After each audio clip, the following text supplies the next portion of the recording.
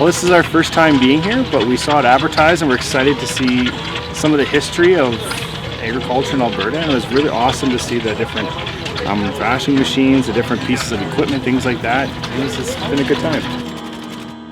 Grew up on a farm in Saskatchewan, and like I said, this brings me back to a simpler time where the quality and workmanship went into building machines like they got here, right?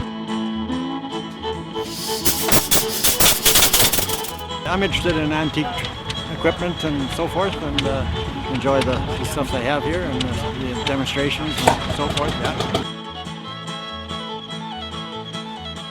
I think like if you're interested in history, obviously, it seems like there's a lot of history here. It's very interesting. And I mean, if you drive tractors all day, then come on down, right?